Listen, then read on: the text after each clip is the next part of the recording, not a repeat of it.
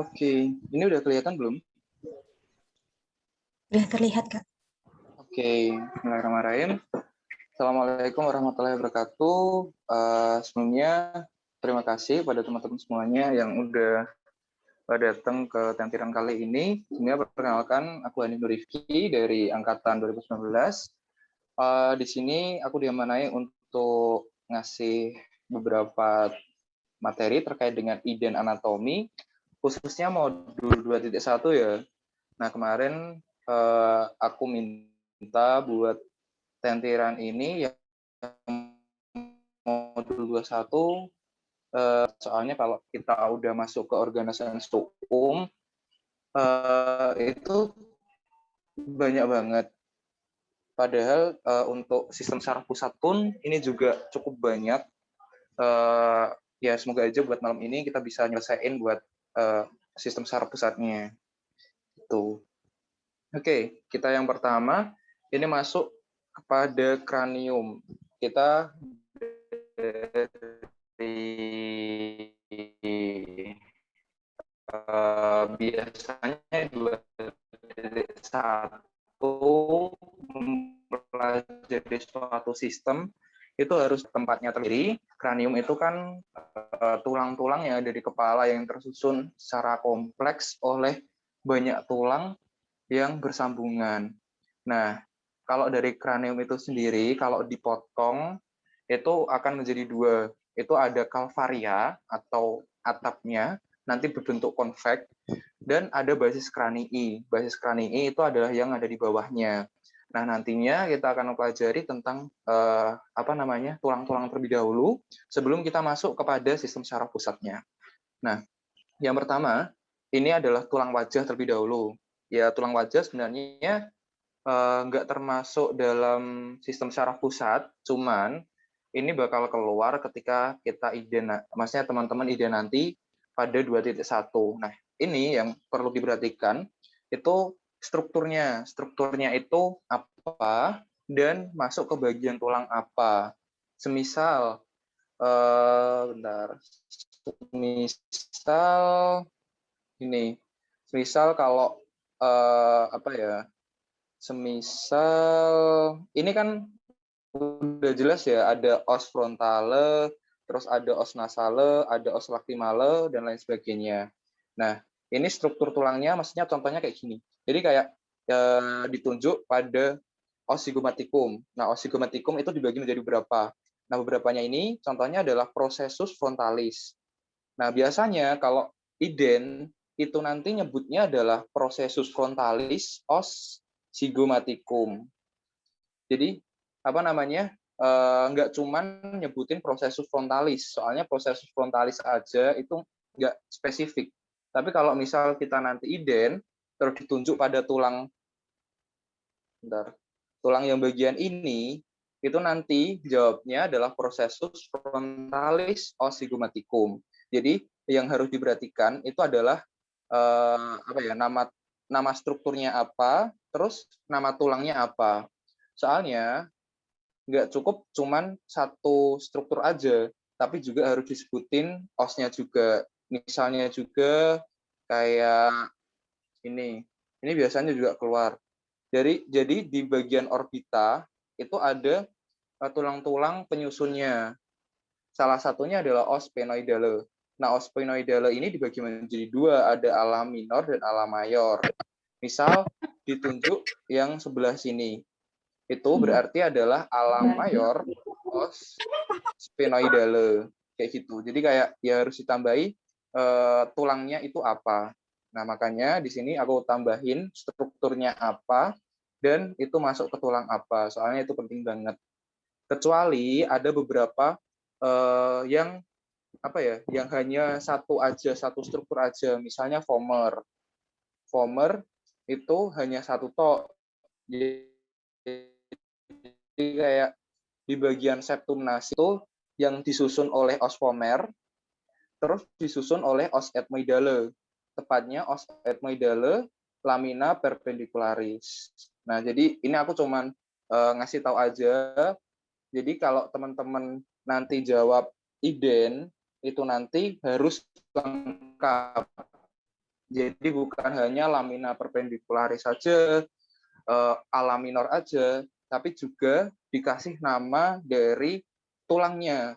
Jadi kayak misalnya ya tadi kayak lamina perpendicularis os ethmoidale kayak gitu.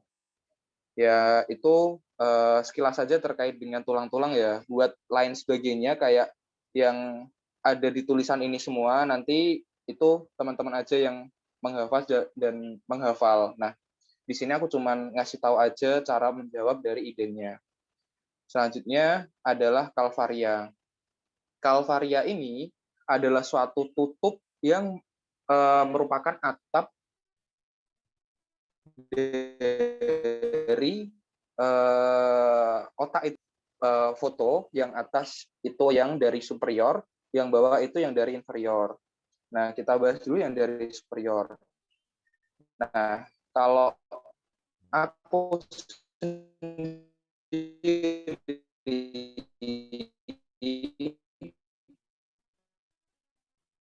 ini teman-teman wajib hafal buat semuanya ini. Jadi kayak os frontal pasti kayak frontal. Terus ini suturanya juga teman-teman wajib tahu semua sutura yang ada di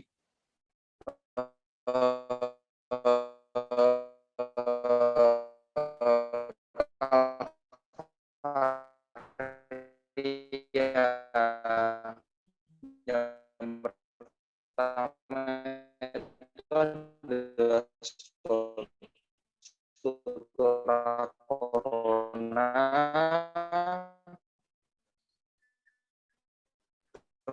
Permisi Kak, permisi Kak Hanif. Ini Mohon ada maaf sutura lubang. Ya. Halo? Gimana, halo? Iya, mohon maaf Kak, suaranya tadi terputus-putus Kak, waktu bahas tentang itu. Ya. Oke. Bentar ya. Aku lihat, ini soalnya hujan juga ya. Oke, wait. Oke. Bentar. Oke. Ini udah lancar belum? Sekarang sudah Kak. Oke, bismillah. Jadi, apa ya, dari mana ya? Oh ya, dari kalvaria. Kalvaria itu yang perlu dipelajari yang pertama itu tulang-tulangnya. Jadi yang menyusun itu tulang apa aja? Yang pertama itu ada os frontale, terus yang kedua itu ada os parietale, dan yang ketiga itu adalah os occipitale. Nah, itu wajib hafal tempat-tempatnya juga. Terus yang kedua itu adalah sutura-suturanya. Suturanya ada satu, ini sutura coronaria, terus ada sutura sagittalis yang tengah, terus ada sutura lamboidea. Itu juga wajib. Terus yang selanjutnya adalah dari ini dari foramen. Foramen atau lubang. Jadi lubang itu kan kalau bahasa Latinnya adalah foramen. Nah, kalau misal ditunjuk suatu lubang pada wilayah tulang, itu nanti tinggal kalian namain aja foramen tulangnya apa. Jadi misal ini ada suatu foramen di dalam os parietale, ya namanya adalah foramen parietale. Kayak gitu. Nah, gunanya apa kok ada lubang di sini? Itu untuk lewat dari vena emisaria. Kayak gitu. Nanti vena emisaria itu apa? Nanti kita bahas selanjutnya. Terus yang terakhir atau yang keempat yaitu adalah titik-titik khusus pada kalvaria ini. Nah, yang pertama titik khususnya itu adalah brigma. Brigma itu adalah titik di mana pertemuan antara sutura sagittalis dan sutura coronaria. Jadi kayak di sini. Itu adalah brigma. Terus selanjutnya adalah lambda. Lambda itu pertemuan antara sutura sagittalis dengan sutura lamboidea di sini. Itu. Dan ada satu lagi sebenarnya, titik di mana puncak dari sutura sagittalis. Nah, ini namanya adalah vertex.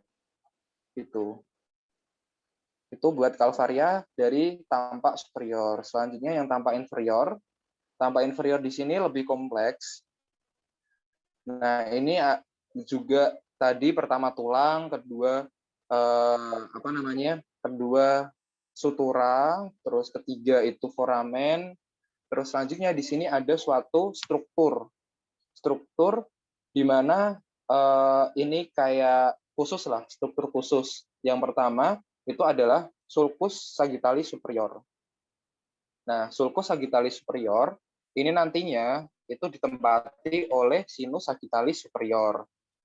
Jadi kayak kalian ngafalin lebih enak soalnya nama-nama terminologi di anatomi itu cukup simpel dan sesuai dengan apa yang ada di dalamnya. Jadi misal kayak di sini ada suatu cekungan. Nah, cekungan ini ditempati oleh sinus sagittalis superior. Ya udah tinggal namain cekungan itu adalah sulcus, dilewati oleh apa? Sinus sagittalis superior. Namanya jadi sulcus sinus sagittalis superior. Gitu. Terus selanjutnya ada namanya foveola granulares. Nah, foveola granulares ini yaitu cekungan-cekungan lumayan banyak di dalam kalvaria kalau tampak inferior, itu nanti adalah isinya granulationes arachnoideae atau granulationes pacioni. Nah, ini nanti penting buat sistem dari sinus. Jadi nanti ada aliran sinus. Nah, salah satu poin penting itu adalah granulatio arachnoideae. Tuh. Terus selanjutnya ada yang khas juga di sini adalah sulcus arteri meningia media. Kenapa di sini ditulis sulci? Soalnya yang ditunjuk ada 3. Nah, apapun yang ditunjuk 3 itu nanti berakhiran i, sulci. Kalau ditunjuk cuma 1, misal ditunjuk yang cuma ini tok, itu namanya adalah sulcus. Sulcus arteria meningia media. Gitu. Kalau ditunjuk 1 itu sulcus, kalau ditunjuk 3 atau 2 atau lebih itu sulci. Gitu. Nah, ini ditempati oleh arteri meningia media. Terus ada lagi nggak ya? Selanjutnya di sini nggak ada yang kasih. Di sini ada crista frontalis. Crista itu kan penonjolan dari frontal, dari os frontal. Namanya adalah crista frontalis. Nah, yang penting tuh ini ada 1, 2, 3. Itu penting. Soalnya sering ditanyain juga. Dan kalian juga harus tahu yang melewati struktur yang melewati yang ditunjuk itu apa. Jadi yang penting itu di situ ada apa, terus apa yang ada di situ. Gampangannya kayak gitu. Yang kalvaria. Selanjutnya adalah basis kranii. Basis kranii ini adalah salah satu tulang yang sangat kompleks, tulang yang sangat cukup susah untuk dipelajari karena banyak sekali hal-hal penting yang ada di dalam sini. Nah, di sini ada 2 foto. Yang pertama ini kalau dilihat dari superior, di sini yang dilihat dari inferior. Tuh. Nah, sebenarnya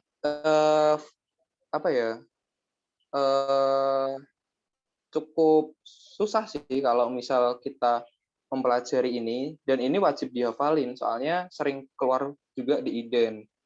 Nah, di sini udah tak kasih foto. Nah, yang perlu dihafalin itu adalah lubang-lubang apa saja yang ada di basis krani ini. Soalnya bakal sering banget ditanyain di IDEN lubangnya itu apa, terus struktur apa yang melewati. Jadi, semisal ini ada namanya kanalis optikus, ya kan? Kanalis optikus ini biasanya ya kalau IDEN itu sini dikasih sedotan. Di sini dikasih sedotan biasanya. Nah, ditanyain, ini apa, terus struktur apa yang melewati ini. Berarti jawabannya, berarti struktur ini adalah namanya kanalis optikus. Yang ada di sini atau yang melewati berarti nervus opticus atau nervus 2. Itu. Terus misalnya ada lagi di sini foramen rotundum. Misalnya, foramen rotundum biasanya juga dikasih sedotan. Itu nanti yang masuk di sini nervus berapa. Misalnya nervus 52. Itu. Terus di sini juga ada foramen ovale, terus di sini ada foramen racerum. Nah, itu nanti teman-teman yang baca sendiri. Gitu. Terus apa lagi ya? Itu yang tampak dari superior. Sekarang yang tampak dari inferior. Ini lebih susah soalnya lubang-lubangnya kayak nggak begitu kelihatan. Yang penting-penting ya biasanya viscera orbitalis inferior, terus foramen ovale. Foramen ovale ini nanti kalau nggak salah digunakan buat apa ya? Buat keluarnya nervus 53 itu. Nah, dan lain sebagainya. Ini nanti teman-teman baca sendiri. Udah aku kasih juga gambarnya dan juga tabelnya. Nah, tabelnya ini.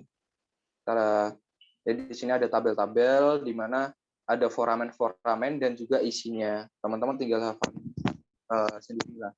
Jadi di sini ada misal tadi gimana ya? Foramen rotundum. Foramen rotundum berarti nervus 52 atau nervus maxillaris. Alangkah baiknya teman-teman kalau jawab jangan nervus 52, tapi yang lengkap nervus maxillaris saja. Cari aman lah. Ini tips aja. Terus ya dan lain sebagainya ini. Ini nanti teman-teman hafalin. Ya kalau misal mau ujian aja. Itu basis craniing. Oke. Itu. Ini masalah tentang tulang-tulangan. Sebelum aku lanjut masuk ke dalam diktat, pembahasan diktat, dari teman-teman ada yang ingin bertanya terlebih dahulu nggak? Kalau misal ada yang bertanya, langsung aja on mic ya, soalnya aku nggak bisa lihat siapa yang raise hand. Aku tunggu sekitar 15 detik.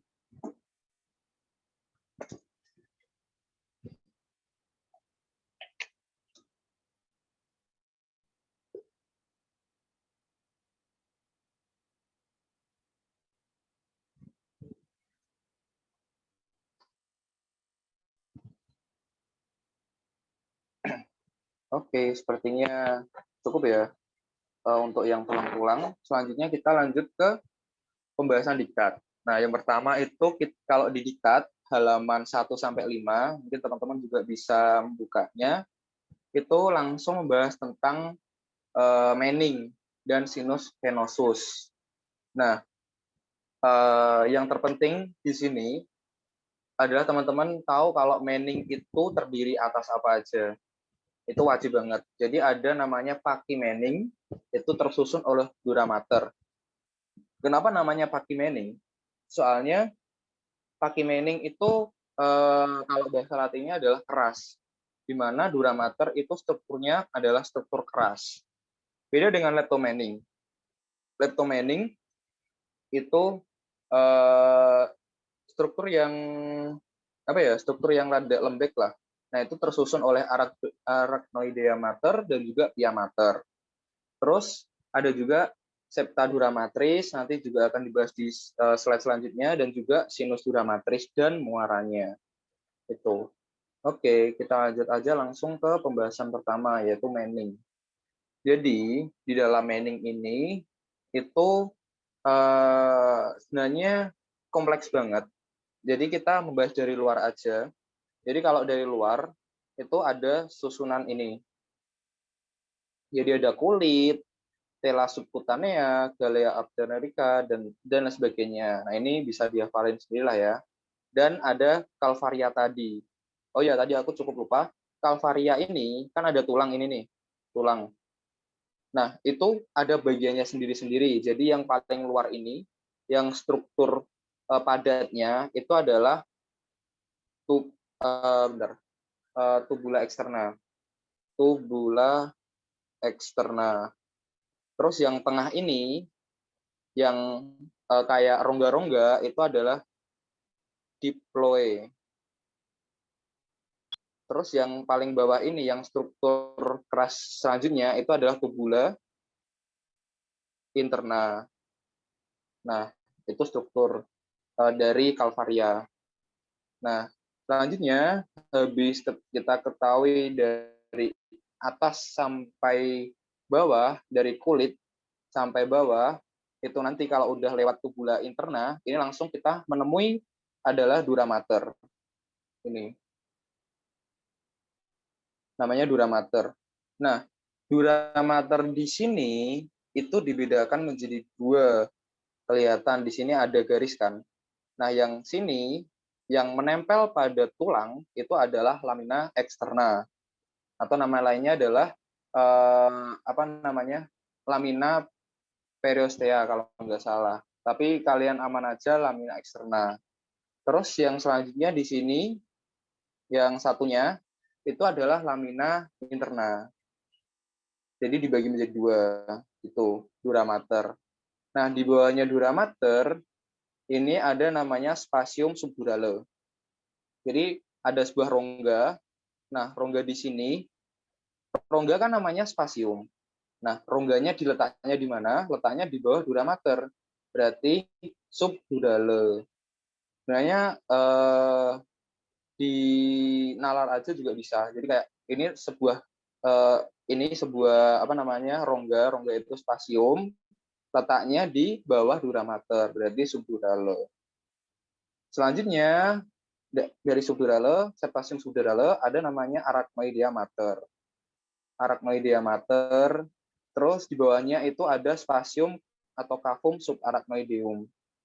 Nah, yaitu rongga di bawah arachnoid, ya kan? Jadi kayak sebenarnya lebih enak lah ya anatomi itu. Jadi ada spasium, ada rongga di bawah dari arachnoid. Itu.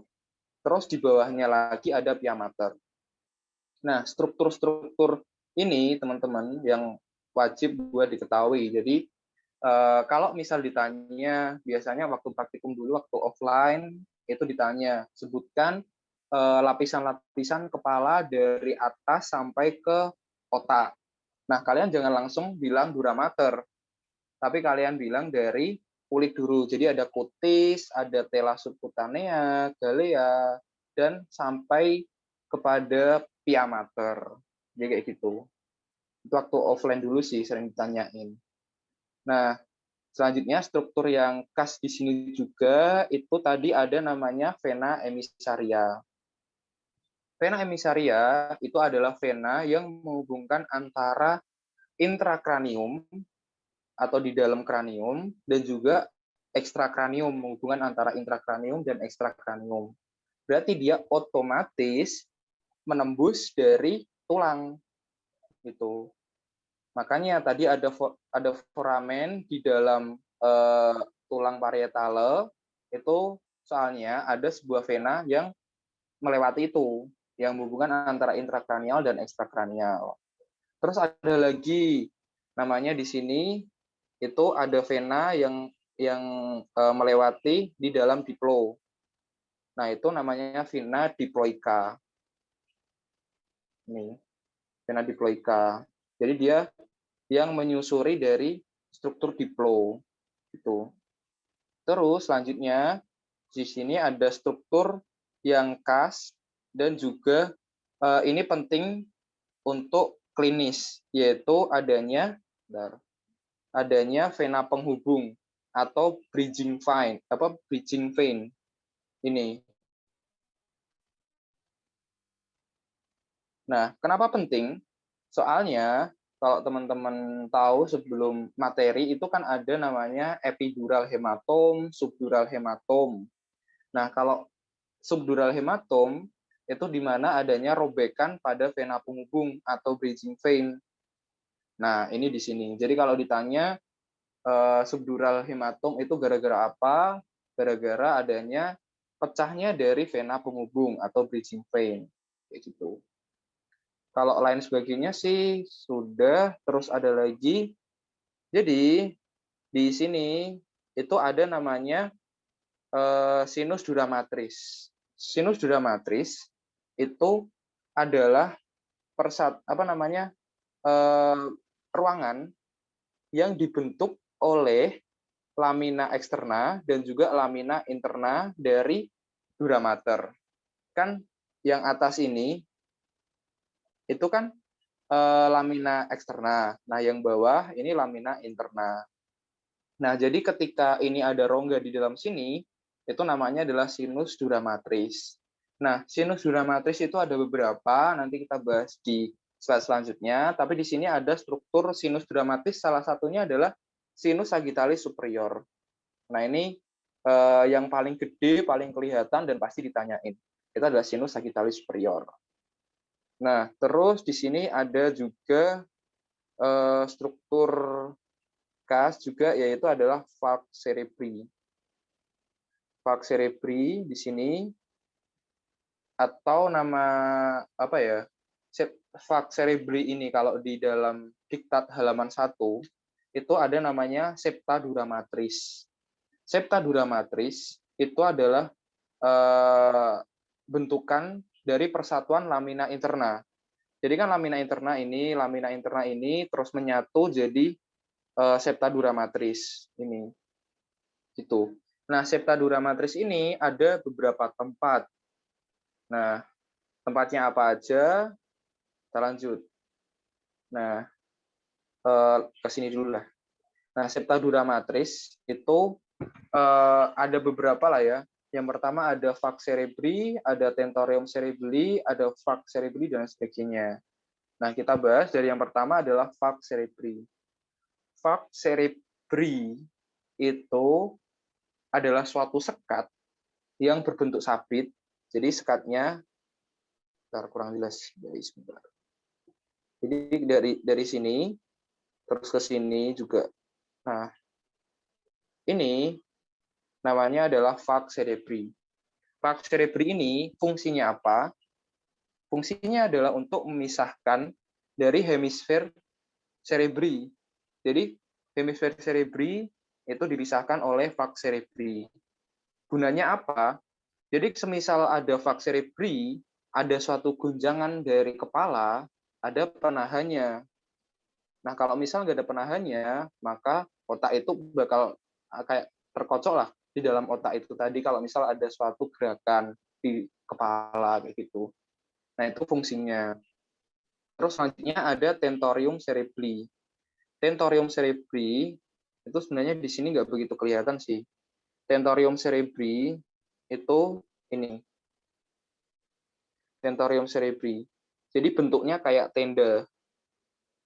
Nah, itu fungsinya apa? Fungsinya adalah untuk memisahkan antara cerebri kan otak besar ya, otak besar di sini, sama cerebelli di sini. Nah, sekatnya itu ini sekatnya. Nah, sekatnya ini namanya adalah tentorium cerebri. Cerebelli ya, bukan cerebri. Itu terus selanjutnya ada namanya valve cerebelli. Jadi ada valve cerebri dan ada valve cerebelli. Sebenarnya cuma dikit tok, cuma di sini.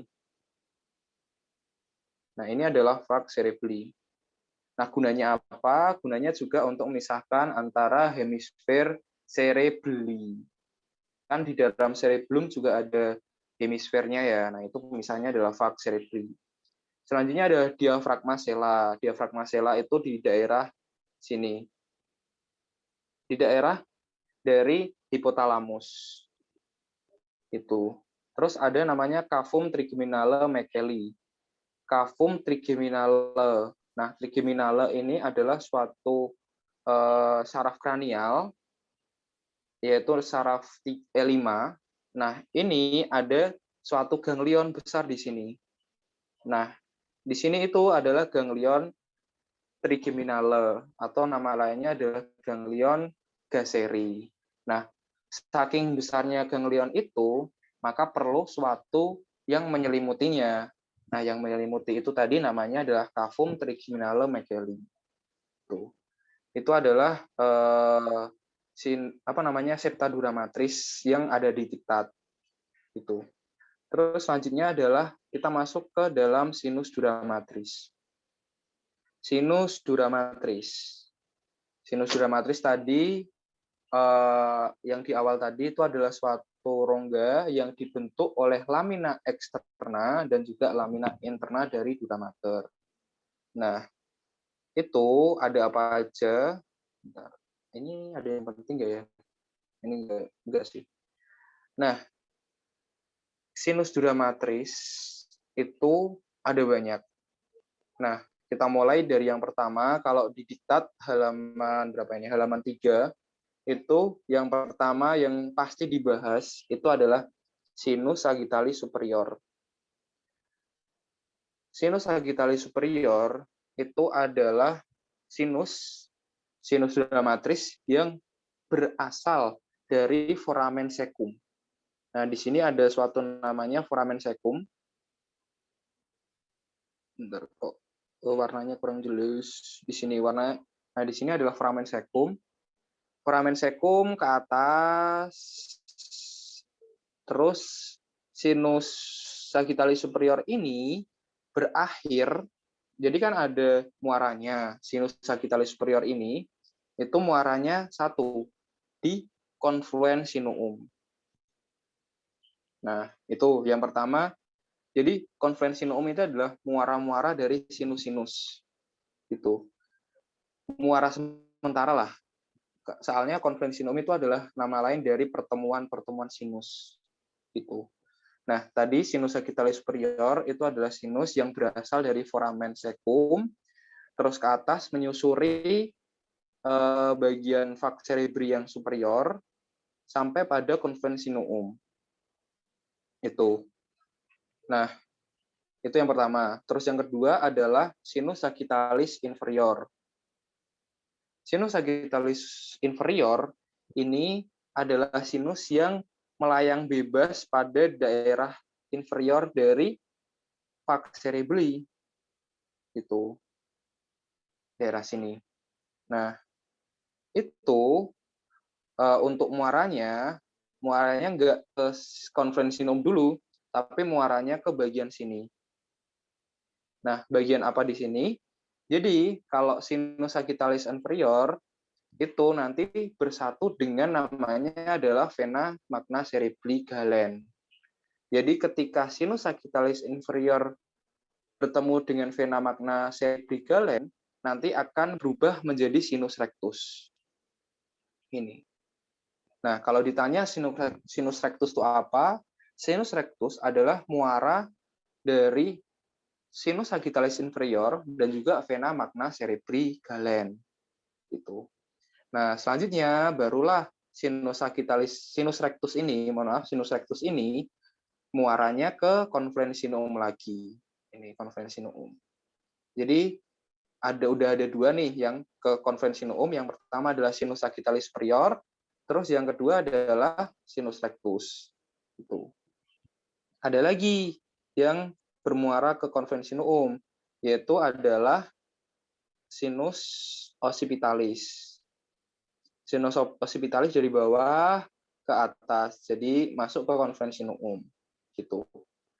Udah nih ada 3. Jadi yang pertama itu ada sinus sagittalis superior, sinus rectus, dan juga sinus occipitalis. Nah, selanjutnya habis di confluens sinuum, itu nanti bakal melanjut ke arah samping kanan dan samping kiri. Namanya ada sinus transversus. Nah, sinus transversus itu yang mana ya? Bentar, hapusin dulu. Nah, ini sinus transversus. Jadi, habis di confluens sinuum, habis dari ketiga sinus tadi ketemu, melanjut menjadi sinus transversus. Sinus transversus ada 2, dijkstra dan juga sinistra. Ya kan? Nah, biasanya kalau dari teori, itu kalau yang sinus transversus yang kanan, itu lebih besar. Soalnya, itu nanti aliran yang dari sinus sagittalis superior, soalnya kan banyak yang dari sinus sagittalis superior, itu langsung menuju ke sinus transversus yang sebelah kanan. Kalau yang kecil itu yang kiri, soalnya itu lanjutan dari sinus rectus. Itu kalau dari teori. Tapi sebenarnya kalau dari preparat sih menurutku sama aja. Gitu. Terus apalagi ya? Itu yang sinus. Habis dari sinus transversus, jadi kan ini. Jadi mengarahnya ke sini ya. Mengarahnya ke sini terus ke sini. Nah, setelah menjadi sinus transversus itu namanya adalah sinus sigmoideus. Sinus sigmoid, soalnya bentuknya kayak S. Nah, itu namanya sinus sigmoideus. Terus habis sinus sigmoideus, masuklah ke foramen jugulare. Jadi sinusnya masuk ke foramen jugulare, habis masuk ke foramen jugulare, nanti menjadi namanya kalau didiktat itu ada bulbus superior vena jugularis. Saya ulangi, bulbus superior vena jugularis. Di mana itu adalah suatu kayak bentuknya kayak belendungan atau suatu dilatasi dari vena sebelum menjadi vena jugularis interna. Itu yang penting itu. Terus ada juga sinus-sinus, sebenarnya juga nggak terlalu penting, cuman ya nice to know aja. Di diktat yang halaman berapa ini, halaman 4 itu ada kelompok antero-inferior. Antero-inferior itu ada namanya sinus cavernosus, ada sphenopalathinus, ini sphenopalathinus ya, soalnya di anterior di sini. Terus ada sinus petrosus juga, ada sinus intercavernosi, itu nanti teman-teman lihat dan baca aja. Ini udah aku kasih highlight juga, jadi biar mudah. Oh ini adanya di sini, oh ini di sini gitu. Terus udah lanjut. Nah ini sinus duramatris juga, ini yang lebih jelas. Jadi confluens sinuum ini di sini ya, confluens sinuum dari ketiga sinus, ada sinus sagittalis superior, ada sinus rectus, dan yang di bawah itu ada sinus occipitalis. Terus melanjut menjadi sinus transversus ke sini, terus ke sinus transversus yang kanan dan kiri, kayak gitu. Nah, habis dari sinus transversus, terus ke bawah membentuk huruf S, itu adalah sinus sigmoideus. Terus habis menjadi sinus sigmoideus, masuk ke foramen jugulare, menjadi bulbus superior vena jugulare, kayak gitu. Nah, habis menjadi bulbus superior vena jugularis, itu melanjut menjadi vena jugularis interna. Nah, sistem sinus udah selesai. Tuh.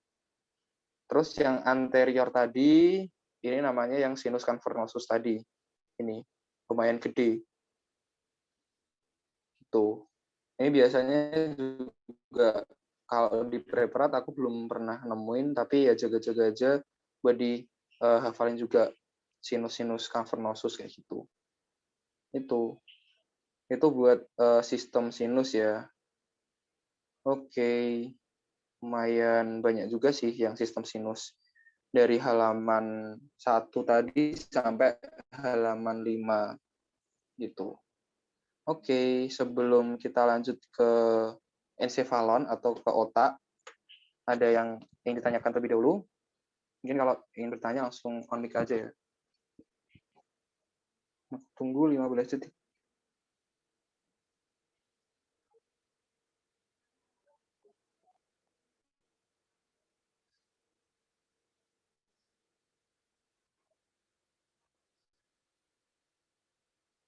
Oke. Kita lanjut ke ensefalon. Ensefalon ini kalau didiktat mulai dari halaman 6 sampai halaman 22. Tapi nggak aku bahas semuanya di sini sih, soalnya juga terlalu banyak. Nah, yang perlu dihafalin itu yang pertama adalah ensefalon itu terdiri atas apa aja sih? Yang pertama itu ada hemisferium cerebri, jelas. Yang kedua ada truncus encephali atau batang otak.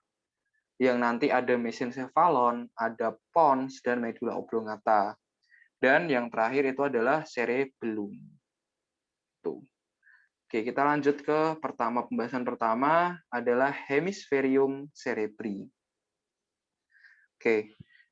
Oh ya, sebelum itu, jadi pada intinya kalau tentiran kali ini, aku juga baru pertama ya tentiran iden anat. Soalnya iden anat itu kita sebenarnya kalau offline lebih enak lah, jauh lebih enak. Soalnya kita langsung pegang barangnya dan sebagainya. Sedangkan kayak sentiran ini baru pertama kali. Jadi aku memutuskan lebih banyak aku masukin gambar-gambar yang sekiranya sesuai dengan urutan yang ada di diktat, supaya teman-teman nanti bisa mempelajari lebih lanjut kalau misal habis sentiran ini. Nah, ini kita mulai dari hemisferium cerebri. Hemisferium cerebri, jadi hemis tengah, spherium cerebri. Jadi kayak ya bagian setengah dari otak lah. Jadi ada otak kanan dan otak kiri. Kita bahas dari fascias lateralis dulu. Bentar. Dari fascias lateralis. Nah, sebelum kita masuk ke gyrus-gyrus dulu, nah kita harus tahu hemisferium cerebri itu ada berapa lobus. Itu penting banget. Jadi kalau di hemisferium cerebri itu kalau di dalam diktat itu ada 6 lobus. Yang pertama adalah lobus frontalis, paling depan. Terus ada lobus temporalis yang bawah. Terus ada lobus parietalis. Terus ada lobus occipitalis. Nah, ada lobus insularis. Lobus insularis itu adalah lobus di mana ketika ada namanya sulcus lateralis ini dibuka. Kalau dibuka, nanti hasilnya kayak gini. Nah, ini namanya adalah lobus insularis. Jadi lobus insularis itu kalau nggak dibuka, itu nggak kelihatan. Terus yang terakhir kalau di diktat itu adalah lobus limbicus. Sebenarnya lobus limbicus itu nggak sebuah lobus yang jadi satu. Tapi aku juga nggak tahu kenapa di diktat itu dijadiin dalam suatu sistem lobus. Tapi sebenarnya kalau dari anatomi nggak kelihatan lah, soalnya nggak jadi satu. Gitu. Langsung kita bahas fascias superior, fascias dari lateralis hemisferium cerebri. Lumayan banyak ya. Nah, yang pertama, kalau kalian udah dapetin suatu barang hemisferium cerebri, kalian harus identifikasi depan mana, belakang mana. Jadi depan mana, belakang mana, terus atas mana, bawah mana. Selanjutnya kalian tentuin ini hemisferium cerebri kanan atau hemisferium cerebri kiri. Itu penting banget. Terus kalau kalian udah tahu nih, oh misal ini yang gambar ini tuh hemisferium sinistra. Oke, udah dapet nih. Terus yang depan ini ada namanya polus frontalis. Terus yang belakang itu ada polus occipitalis gitu. Oke, kita udah tahu kan sekarang ini adalah hemisferium cerebri sinistra. Habis kita tahu hemisferium cerebri sinistra, kita cari sulcus yang penting banget untuk pembagian lobus. Yang pertama adalah sulcus centralis. Dan selanjutnya adalah sulcus lateralis. Nah, ini penting. Sulcus centralis itu memisahkan antara lobus frontalis yang depan dan juga lobus parietalis yang belakang. Nah, kayak gini. Jadi yang tengah ini adalah sulcus centralis. Itu penting banget. Nah, tips sulcus centralis, gimana cara kita mendapatkan sulcus centralis?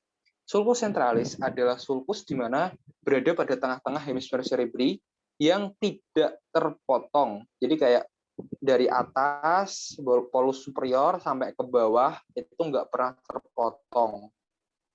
Beda dengan sulcus precentralis. Precentralis kan di sini terpotong. Terus postcentralis juga di sini terpotong biasanya. Nah, cari aja sulcus yang paling dalam, terus nggak terpotong dari atas sampai bawah. Oh, itu adalah sulcus centralis. Itu. Nah, selanjutnya, habis sulcus centralis, selanjutnya adalah sulcus yang penting yang kedua, itu adalah sulcus lateralis. Ini. Sulcus lateralis di sini. Itu, atau nama lainnya adalah sulcus sylvii. Nah, sulcus lateralis ini itu membagi antara frontal dan juga temporal. Itu. Itu penting. Nah, habis kita tahu sulkus-sulkus yang penting-penting tadi, barulah kita mulai mencari sulkus-sulkus yang yang ada di hemisferium cerebri. Nah, yang pertama kita mulai membahas dari lobus frontal dulu ya. Nah, lobus frontal ini kita udah tahu kan sulcus centralisnya di sini.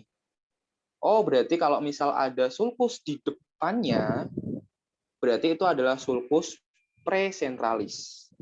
Jadi di sini itu adalah sulcus presentralis. Oh, kita udah ketemu sulcus presentralis.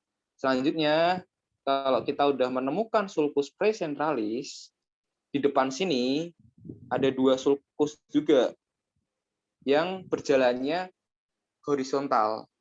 Nah, yang pertama itu adalah sulcus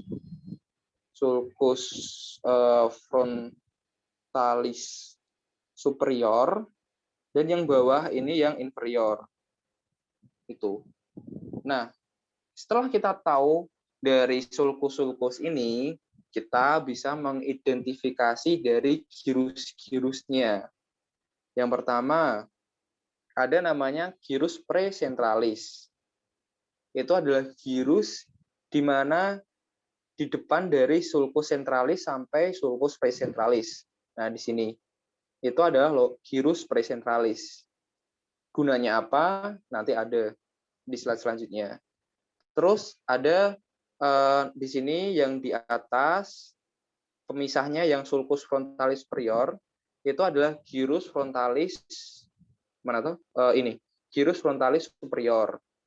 Terus antara sulcus frontalis superior sama inferior ada namanya gyrus frontalis medius. Nah, di bawahnya sulcus frontalis inferior yang ini sampai ke sini, ini namanya adalah gyrus frontalis inferior. Jadi pada intinya gitu. Itu tips aja sih buat nentuin sulcus dan gyrus dari dari hemisferium cerebri yang frontal dulu, yang lobus frontal. Nah, setelah kita frontal, sebenarnya ada gyrus frontalis inferior ini ada beberapa part. Nah, tapi ini nanti kita akan membahasnya lebih lanjut kalau misal kita udah praktikum offline. Selanjutnya adalah yang gyrus temporalis. Gyrus temporalis di sini bentar. Nah, ini itu setelah kita tahu ini adalah lobus lobus temporalis, kita cari sulcus. Mulai yang pertama adalah sulcus temporalis superior. Selanjutnya sulcus temporalis inferior. Nah, ini penting banget. Habis kita tahu sulcusnya, barulah kita tahu gyrus-gyrusnya. Yang pertama adalah gyrus temporalis superior, terus yang bawahnya lagi gyrus temporalis medius, terus yang paling bawah itu adalah gyrus temporalis yang inferior. Kayak gitu. Jadi kita tahu sulcusnya, maka kita tahu gyrusnya apa. Nah, itu yang temporal. Selanjutnya yang parietal. Parietal di sini berarti yang belakangnya dari sulcus centralis. Soalnya yang depan tadi itu kan yang frontal, yang belakangnya itu yang parietal. Nah, sama seperti tadi kita udah tahu kan sulcus centralisnya mana. Ini di belakangnya itu ada sulcus juga, namanya sulcus postcentralis. Nah, ada satu sulcus di sini, itu namanya adalah sulcus intraparietalis. Nah, habis kita tahu sulcus-sulcusnya, marilah kita membahas tentang gyrus. Yang pertama, gyrus yang belakangnya sulcus centralis sampai sulcus postcentralis itu ada namanya gyrus postcentralis. Gunanya untuk apa? Nanti kita bahas di slide selanjutnya. Terus ada sulcus tadi yang namanya sulcus intraparietalis, itu membagi antara atas di sini tuh ada namanya sampai sini, Ding. Nah, sampai sini itu sulcus intraparietalis. Ada lobulus parietalis superior dan lobulus parietalis inferior. Kenapa enggak gyrus parietalis? Soalnya di sini banyak gyrus-gyrus. Nah, persatuan dari gyrus-gyrus itu namanya lobulus.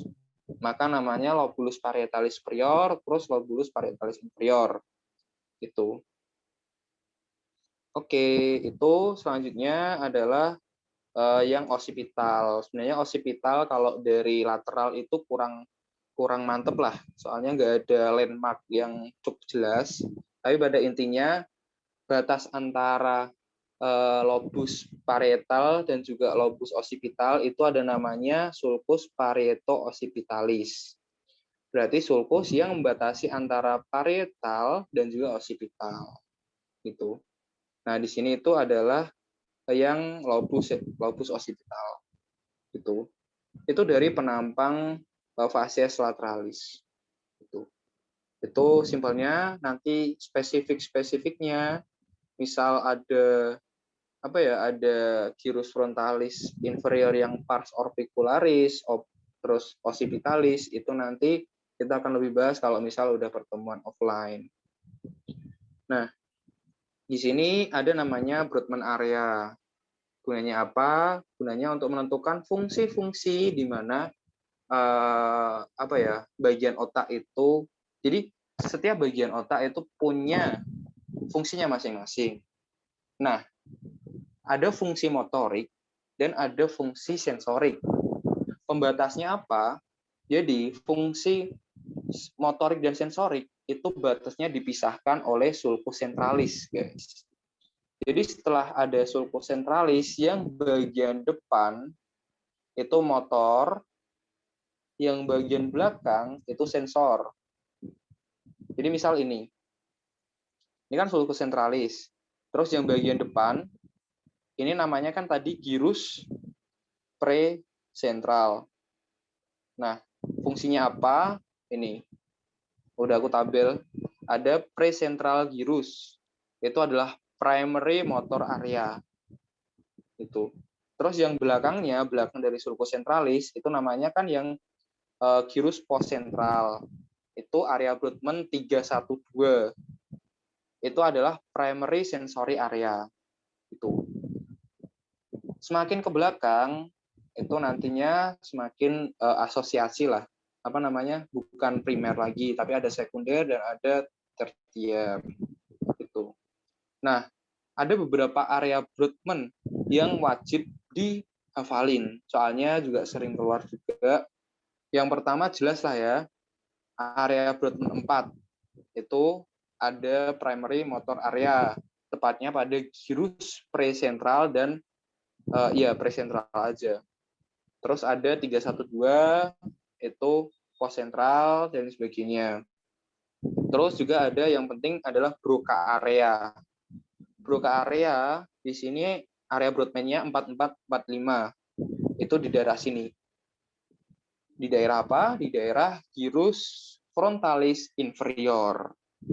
Itu untuk apa? Itu untuk bicara motorik. Terus ada namanya Wernicke area. Kalau kita bahas Broca berarti ada Wernicke. Nah, itu adalah yang 22 dan 39. 39-nya nggak begitu kelihatan ya. 39 di daerah sini, seingatku. Jadi ini adalah area Wernicke. Itu untuk bicara sensorik. Terus yang penting lagi itu kalau di diktat ada namanya Hassel gyrus. Hassel gyrus atau nama lainnya adalah gyrus temporalis transversus. Di daerah Broca 4142 daerah sini. Itu adalah primary auditory cortex untuk pendengaran. Terus selanjutnya yang nggak kalah penting adalah area 17 di sini. Area 17 di sini itu adalah primary visual cortex. Gitu. Nah, itu adalah beberapa Brodmann area yang sekiranya mungkin keluar waktu IDEN juga. Gitu. Itu area Brodmann. Oke, udah, nanti teman-teman baca sendiri. Ini udah enak lah gambar ini. Terus selanjutnya masih di facies lateralis. Facies lateralis, kalau misal sulcus lateralisnya dibuka, itu nanti ada lobus insula. Lobus insula ini sebenarnya nggak banyak yang diidentifikasi dari lobus insula. Cuman ada beberapa. Yang pertama ada giri brevis. Kenapa giri? Soalnya ada banyak girusnya di sini. Jadi giri. Sedangkan yang belakang itu gyrus longus. Soalnya cuma satu girusnya. Nah, antara giri brevis dan giri longus itu dipisahkan oleh sulcus centralis lobus insularis. Jadi lengkap ya. Jadi kalau menyebutkan sulcus centralis lobus insularis. Soalnya kalau kalian nyebut sulcus centralis di hemisfer cerebri tadi juga ada sulcus centralis. Nah, harus lengkap kalau nulis idem. Gitu. Itu yang penting dari facies lateralis hemisferium cerebri. Oke.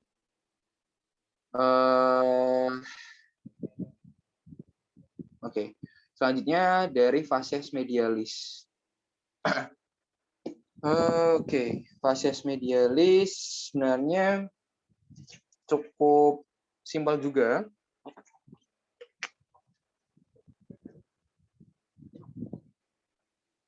Jadi kan ini kalau hemisferium cerebri dipotong di tengah, tepatnya dipotong selurus dengan corpus callosumnya. Nah, di sini tampak gambaran kayak gini. Jadi di bagian medial pun ada girus-girus. Nah, yang penting di sini balik pertama sebelum kita tentuin dulu mana depan, belakang, atas, bawah. Setelah itu tentuin kanan kiri. Habis itu kita tentuin sulcus-sulcus penting terlebih dahulu. Yang pertama itu ada namanya sulcus precentralis. Ini sulcus precentralis. Gimana caranya kita tahu? Jadi nantinya sulcus centralis walaupun dari aspek lateral itu nggak terputus, tapi kalau sampai aspek medial ini nanti terputus sampai sini. Nah, gampangin aja. Depannya sulcus centralis itu ada sulcus yang nggak terpotong kayak gini. Itu namanya sulcus paracentralis. Para ya, bukan pre. Kalau yang pre yang facies lateral tadi. Sulcus paracentralis. Terus yang belakangnya itu namanya sulcus marginalis. Itu. Oke. Nah, ada namanya di sini di antara sulcus precentralis dan juga sulcus marginalis itu adalah lobulus paracentralis. Itu. Jadi setelah kita nentuin sulcus, kita bisa nentuin girus atau lobulus di dalamnya. Itu. Oke, kita udah nemuin satu girus dan dua sulcus. Yang penting. Selanjutnya udah ada sulcus paracentralis, sulcus marginalis. Nah, ada sulcus yang ini yang melaju kayak sabit juga. Ini namanya adalah sulcus singuli. Nah, di bawahnya sulcus singuli yang ini yang girus yang warnanya hijau ini, yang gambarin hijau, itu namanya girus singuli. Jadi enak lah ya. Di bawah sulcus singuli ada girus singuli. Itu. Nah, habis girus singuli, di bawahnya lagi yang membatasi antara girus singuli dengan corpus callosum itu namanya adalah sulcus corporis callosi. Tuh. Sulcus corporis callosi, di bawahnya ada corpus callosum. Itu untuk buat yang medial. Terus ada yang penting lagi apa ya? Di depan sulcus precentralis di sini itu adalah girus frontalis medialis. Itu. Udah sih, ini yang bagian depan. Terus sekarang bagian di belakang dari sulcus marginalis. Jadi sebenarnya sulcus marginalis itu adalah sulcus lanjutan dari sulcus singuli. Sulcus singuli kan ini yang hijau. Nanti aku gambar ini hijau. Terus ke atas. Nah, ke atas ini itu namanya sulcus marginalis. Di belakangnya, di sini, itu ada namanya precuneus. Terus selanjutnya, habis precuneus itu ada namanya sulcus di sini. Sulcusnya adalah sulcus parieto-occipitalis. Habis sulcus parieto-occipitalis ada cuneus, barulah cuneus. Tadi kan precuneus yang ini. Terus selanjutnya di belakangnya setelah sulcus parieto-occipitalis itu adalah cuneus. Habis cuneus ada sulcus calcarinus. Ini. Sulcus calcarinus di tepi-tepinya, di tepi-tepi sulcus calcarinus itu ada namanya area Brodmann 17. Area Brodmann 17 tadi adalah primary visual sensory gitu. Nah, itu yang penting buat fascias medialis ini. Cukup kompleks, tapi ini udah aku kasih highlight juga. Jadi teman-teman nanti bisa yang aku highlight wajib dihafalin lah. Itu untuk fascias medialis dari hemisferium cerebri. Selanjutnya fascias inferior. Fascias inferior dari hemisferium cerebri. Wow, ini cukup banyak juga. Jadi kembali lagi kawal, kalau kita nentuin depan belakang mana, samping kanan samping kiri mana, atas bawah mana. Terus habis itu baru kita tentuin landmark atau sulcus yang penting-penting dulu. Nah, yang pertama kita akan membahas tentang fascias inferior bagian anterior. Berarti kita membatasi dari yang aku kasih gambar kotak merah ini.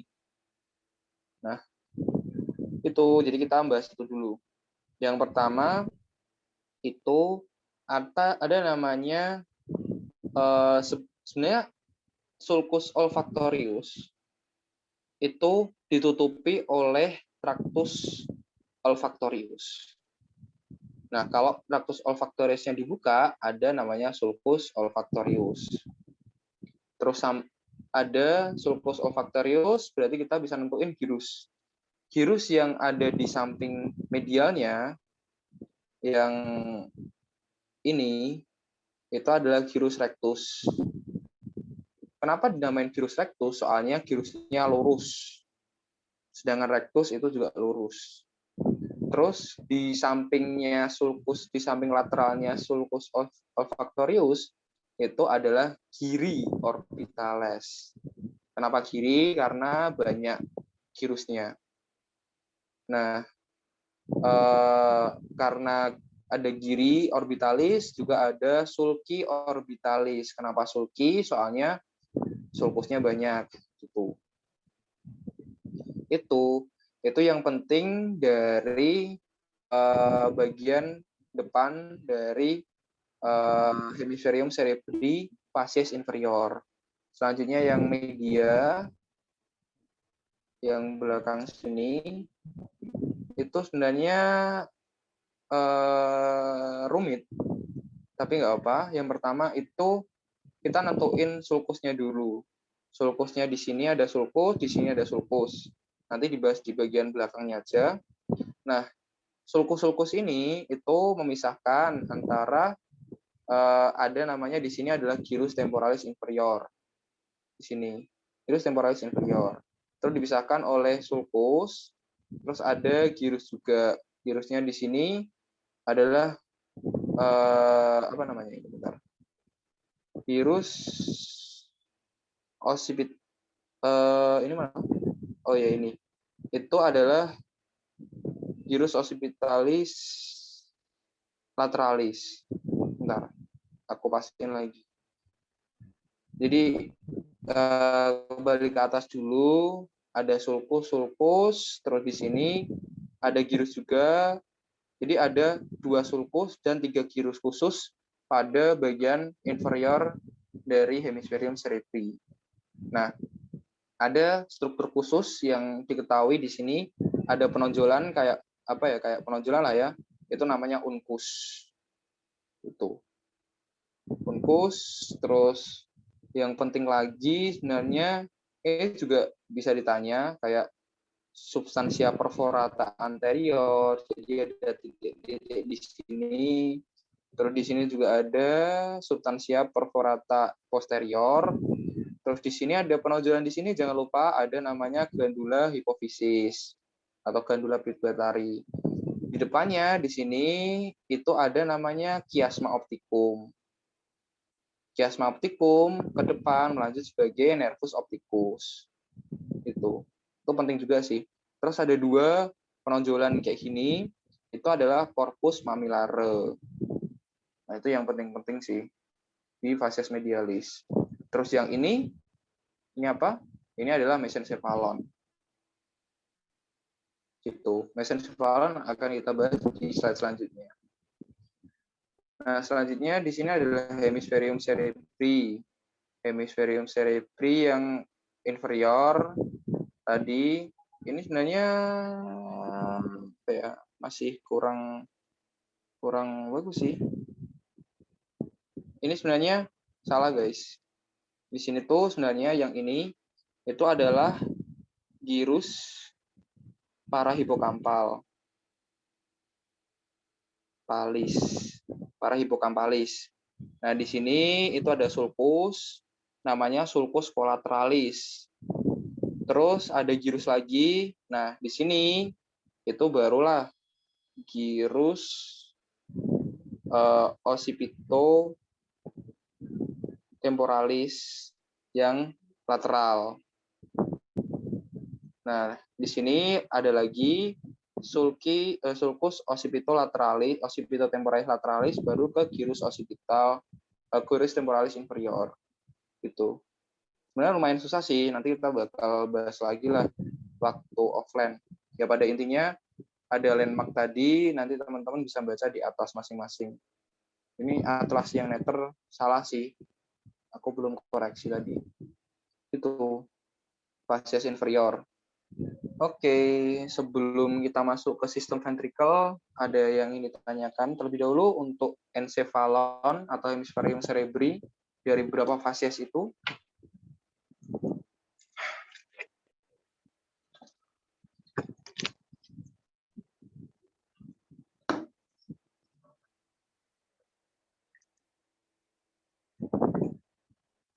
Nah ya, lumayan banyak banget. Oke, mungkin kita lanjut dulu aja ya ke sistem ventricle. Sistem ventricle ini gunanya adalah untuk jadi ada suatu cairan namanya CSF atau cerebrospinal fluid itu. Nah, itu nanti diproduksi terus oleh plexus choroideus. Karena diproduksi terus-menerus, nggak mungkin nggak ada saluran yang membuangnya. Nah, saluran yang mengalirkan dan membuangnya itu namanya adalah sistem ventricle. Itu. Oke, kita masuk ke sistem ventricle. Jadi ventricle di dalam otak itu ada beberapa. Yang pertama itu namanya adalah ventriculus lateralis. Ventriculus lateralis. Yang paling gede lah ya. Paling gede. Ini. Nah, ventriculus lateralis ini ada pars-parsnya. Ada cornoparietal, pars centralis, dan sebagainya. Nanti bisa dibaca teman-teman juga. Nah, habis dari ventriculus lateralis, nanti masuk ke dalam ventriculus tertius. yang menghubungkan antara ventriculus lateralis ke ventriculus tertius itu namanya ada foramen kecil di sini. Itu adalah foramen interventriculare atau foramen Monro. Itu. Terus habis ke foramen Monro ke ventriculus tertius ya, ventriculus tertius ini kecil. Nah, masuk ke ventriculus quartus atau ventriculus keempat ini. Ada saluran lagi di sini yang menghubungkan, yaitu namanya adalah aqueductus mesencephaly atau aqueductus sylvius. Itu. Masuklah ke ventriculus quartus. Ventriculus quartus ini nanti keluar ke spasium subarachnoid. Nah, ada beberapa apertura atau pintu. Yang pertama ada apertura lateralis atau foramen Lusca dan apertura mediana atau Magendie. Nah, jadi kalau di recap itu sistem ventrikel itu yang pertama diproduksi oleh plexus choroideus, masuk ke ventriculus lateralis. Habis ke ventriculus lateralis, masuk ke foramen Monro untuk masuk ke dalam ventriculus tertius. Habis ke ventriculus tertius, masuk ke foramen atau aqueductus mesencephaly, masuklah ke ventriculus quartus. Ke ventriculus quartus, dia keluar ke spasium subarachnoid melalui tiga apertura. Yang pertama ada 2 apertura lateralis karena dextra dan sinistra, dan 1 apertura mediana atau nama lainnya adalah foramen Magendie. Oke, sistem ventrikel selesai. Nah, habis ke sistem ventrikel, tadi kan udah keluar nih lewat sampai ke spasium subarachnoid. Jadi kan ini yang tadi itu adalah foramen Lusca, yang tengah di sini itu adalah foramen Magendie. Nah, foramen Magendie. Nah, keluar ada ruangan di sini. Ruangannya namanya adalah spasium subarachnoidae. Nah, spasium arachnoidae di beberapa tempat itu mengalami pembesaran. Kalau spasium subarachnoidae di suatu tempat itu mengalami pelebaran, namanya bukan spasium subarachnoidae lagi, tapi namanya adalah sisterna. Nah, ada beberapa sisterna di sini udah aku kasih highlight juga yang penting-penting gitu. Nah, ya kembali sisterna tadi berarti bagian spasium subarachnoidae yang mengalami pelebaran gitu. Ada beberapa yang penting di sini adalah sisterna cerebromedullaris. Kenapa penting? Nama lainnya adalah sisterna magna. Biasanya di sini kalau klinisnya adalah untuk pengambilan LCS. Pengambilan LCS atau liquocerebrospinal. Kalau misal nggak bisa dilakukan lumbal fungsi, yaitu ada nice to know aja ya. Nah, habis ke spasium subarachnoid, ini udah ada arah-arahnya ke atas, pucuk. Kita sampai kepada granulationes arachnoidae. Granulationes arachnoidae atau pacioni itu adalah pertukaran di mana LCS itu berada di subarachnoid masuk ke dalam sistem sinus dura matris. Jadi di sini keluar dari spasium subarachnoidae masuk ke dalam sistem sinus. Nah, sistem sinusnya di sini yang di atas itu adalah sinus sagittalis superior. Oke, sekarang LCS-nya udah masuk ke sinus sagittalis superior.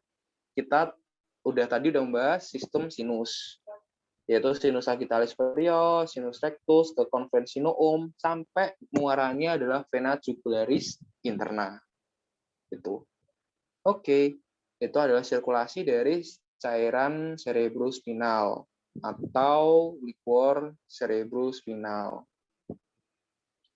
Itu. Yang penting tahu landmarknya dan tahu alirannya. Itu guys. Jadi itu buat sirkulasi sistem ventrikel dan sirkulasi cairan cerebrospinal. Oke, sebelum kita lanjut ke nukleoganglia, nukleobasalis atau ganglia basalis, ada yang ingin ditanyakan terlebih dahulu? Aku tunggu 10 detik.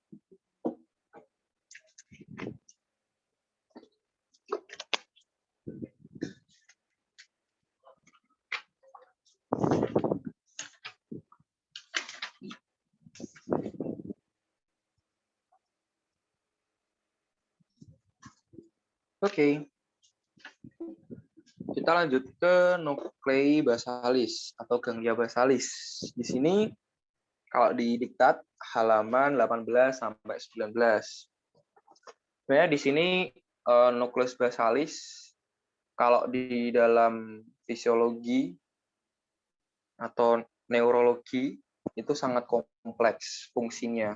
Nah, tapi di anatomi kita cukup tahu di mana itu letak-letak dari nukleus basalis.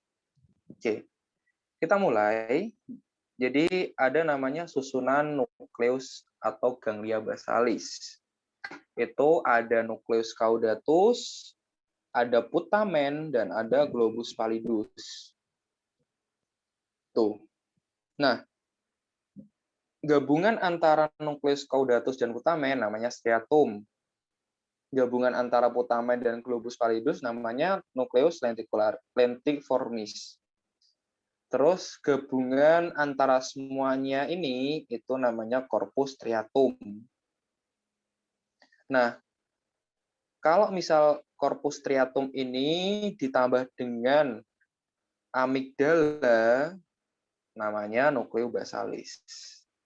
Tuh, teori simpelnya dulu. Nah, habis itu kita masuk ke preparatnya. Nah, preparat ini jangan anggap preparat aslinya kayak gini ya, guys. Preparat aslinya lebih susah buat dicari landmarknya. Oke, tapi nggak apa-apa, yang penting kita tahu terlebih dahulu. Nah, yang pertama tadi kita membahas tentang nukleus caudati. Nukleus caudati itu ada di sini. Nukleus caudati. Oke, terus di sini juga ada nukleus caudati. Jadi kalau nukleus caudati itu kayak huruf C. Ada kaput sampai dengan cauda. Makanya ada dua. Jadi di sini itu ada kaput nukleucaudati dan yang bawah kecil tapi biasanya di preparat kita kurang kelihatan. Itu namanya cauda nuklei caudati. Oke, selanjutnya adalah putamen. Putamen itu di sini. Mana tuh putamen? Ah, ini putamen. Nah, putamen ini terus ada namanya globus pallidus. Globus pallidus di sini ada dua. Globus pallidus externa yang luar dan ada globus pallidus interna. Oke, udah. Gabungan antara putamen dan globus pallidus namanya adalah nucleus lentiformis. Oke, kita udah dapat putamen dan globus pallidus. Selanjutnya ada struktur penting juga, yaitu talamus. Jangan dilupain talamus. Talamus itu bagian tengah. Jadi bagian tengah di sini, kalau ditunjuk pakai jarum, oh berarti itu talamus. Nah, yang memisahkan antara talamus dengan nukleus lentiformis itu ada namanya kapsula interna. Kapsula interna. Nah, kapsula interna ini kenapa warnanya putih? Soalnya itu adalah substansia alba. Di mana kapsula interna ini untuk klinisnya, nice to know aja, kapsula interna ini nantinya akan membawa serabut-serabut corticospinal tract atau traktus corticospinal untuk motorik. Itu nice to know aja. Oke. Nah, itu yang penting dari ganglia basalis. buat fungsi-fungsinya masing-masing itu nanti teoritis. Nah, yang penting teman-teman tahu, oh, di mana putamen, di mana globus pallidus, kayak gitu.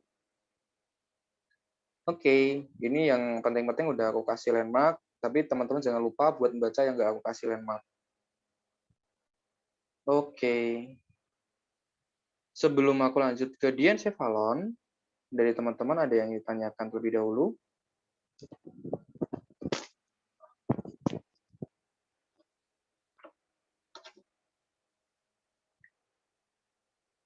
Materinya cukup banyak, guys. Bukan cukup sih, banyak banget. Bahkan praktikum aku waktu offline dulu tuh, materi SSP ini, kalau dari praktikum offline yang seminggu 2 kali itu, selama 4 atau 5 kali pertemuan pun serasa kurang. Gitu.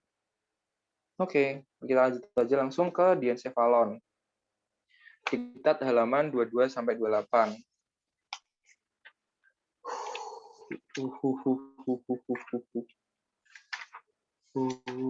Oke, kita sampai ke diencephalon. Benar nggak sih 22? Ya, 22. 22 sampai 28. Kita masuk ke diencephalon. Diencephalon itu dibagi menjadi epitalamus, talamus, hipotalamus, subtalamus. Ya, penting tahu tempatnya di mana. Terus selanjutnya langsung kita lanjut ke preparatnya aja. Preparatnya sama kayak awal tadi, yaitu facies medialis hemisferium cerebri. Oke, di sini udah aku kasih landmark. Sebenarnya gimana ya? Ya penting kayak corpus callosum, pasti teman-teman tahu lah ya, yang paling gede. Terus ada namanya di bawahnya ada septum pellucidum. Nah, ini biasanya kalau di preparat nggak tahu ya biasanya ada atau enggak. Soalnya septum pellucidum itu septumnya tipis banget. Terus ada namanya fornix. Fornix itu di bawahnya dari septum pellucidum. Itu juga jarang diketahui. Nah, terus di sini yang merah-merah ini itu adalah plexus choroideus yang tadi memproduksi dari liquor cerebrospinal. Terus selanjutnya di sini, tengah-tengah sini, itu adalah talamus. Talamus, antara talamus kanan dan talamus kiri, itu ada yang menghubungkan. Namanya adalah adesio interthalamica. Itu, terus apa lagi yang penting? Kayaknya yang udah aku kasih kayak yang, mana ya? Kayak yang kuning ini, kuning, itu adalah epitalamus. Epitalamus kalau di diktat itu terdiri dari stria medularis yang aku kasih apa sih ini? Highlight kuning.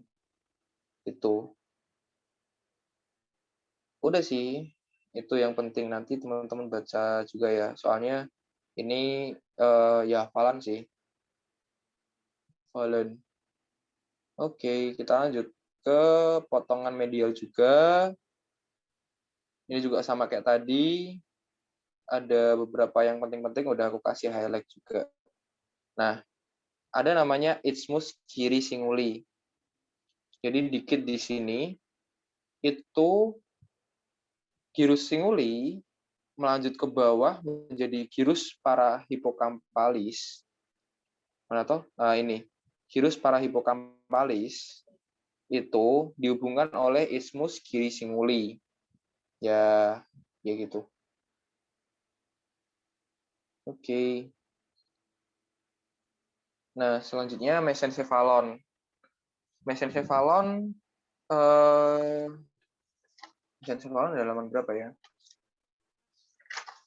Mesencephalon. Hipotalamus aku lewatin ya, soalnya hipotalamus itu kompleks banget dan kalau di preparat nggak kelihatan dengan jelas. Kalau di diktat kan ada nukleus-nukleusnya, itu jujur aku nggak hafal juga.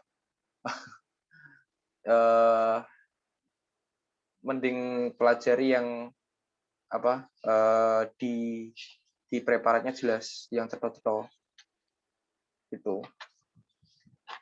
Oke, selanjutnya mesencephalon. Mesencephalon kalau didiktat halaman 38, ini mungkin keluar juga.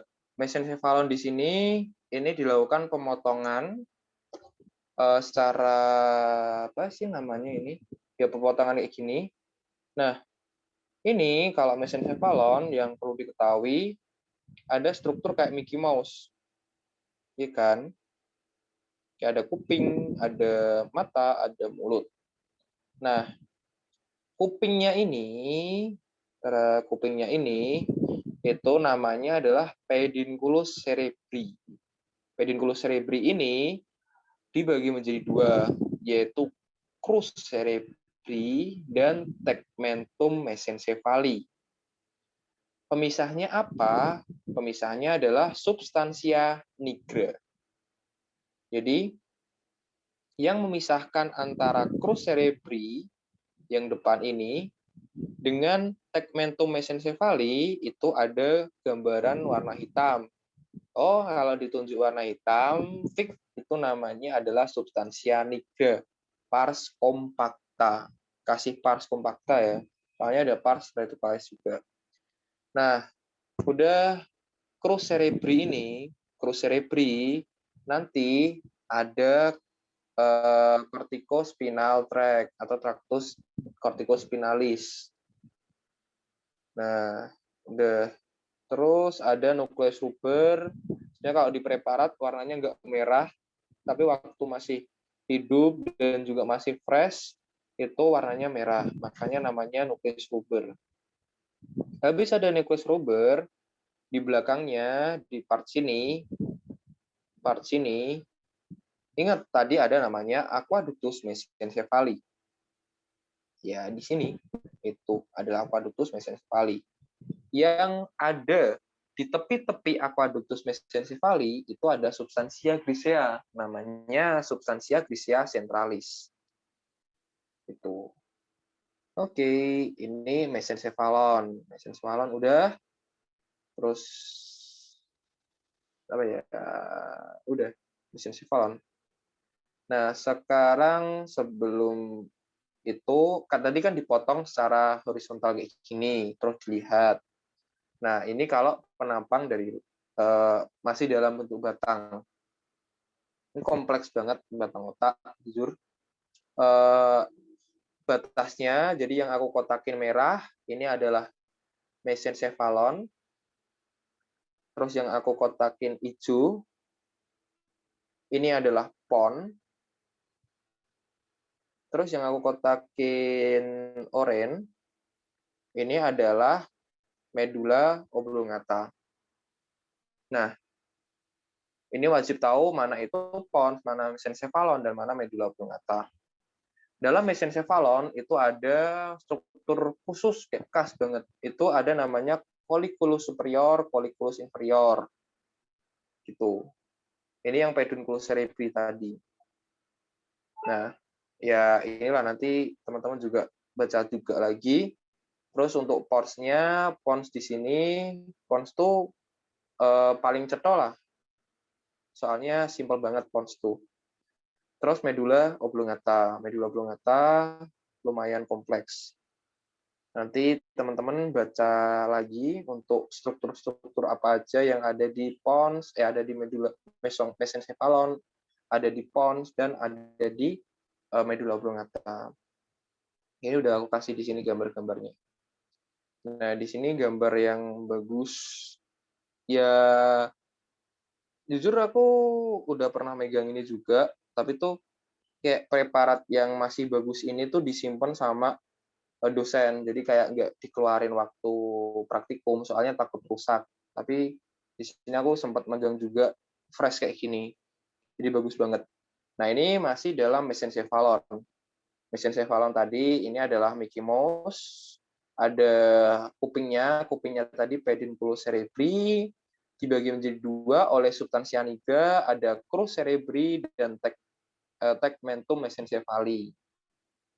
Nah, substansia nigra kalau dilihat dari preparat kayak gini, jadi hitam. substansia nigra, pars compacta. Ini aqueductus cerebri atau aqueductus sylvii. Ini nukleus rubernya. Kalau bahasa Inggris red nucleus ya. Ya bahasa Latinnya adalah nukleus ruber. Oke, terus ini udah aku kasih juga sih. CST kan corticospinal tract. Tuh. Terus apa lagi ya? Ini colliculus tadi, colliculus. Udah, terus ini pons. Pons gambarannya kalau dibelah horizontal nggak begitu ada hal yang banyak dilihat yang ini. Soalnya kurang bisa diidentifikasi. Nah, yang penting tuh kalau pons itu adalah bagian belakangnya. Belakangnya ini ada sebuah fossa yang berbentuk kayak layang-layang, maka dinamakan fossa rhomboidea.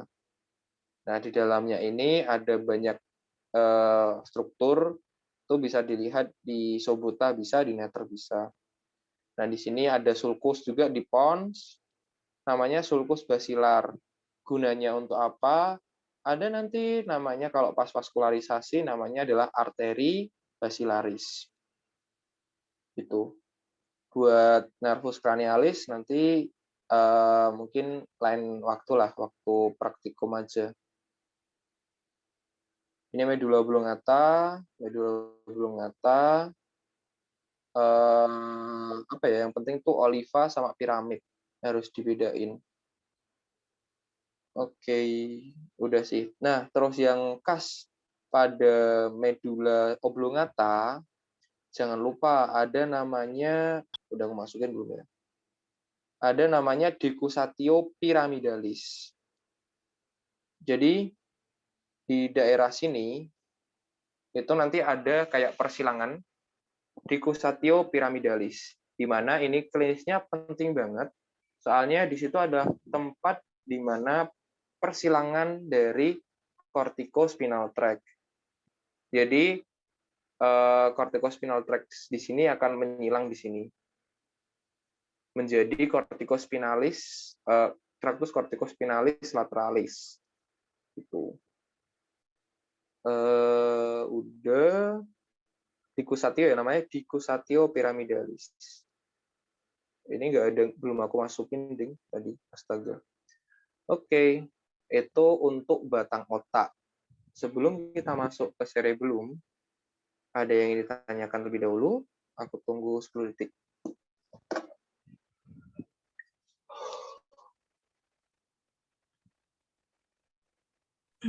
Kak Hanif, izin bertanya Kak. Iya. Tadi aku agak ketinggalan tadi fossa yang bentuknya tuh kayak layang-layang tadi apa ya Kak ya? Oh, ini ya.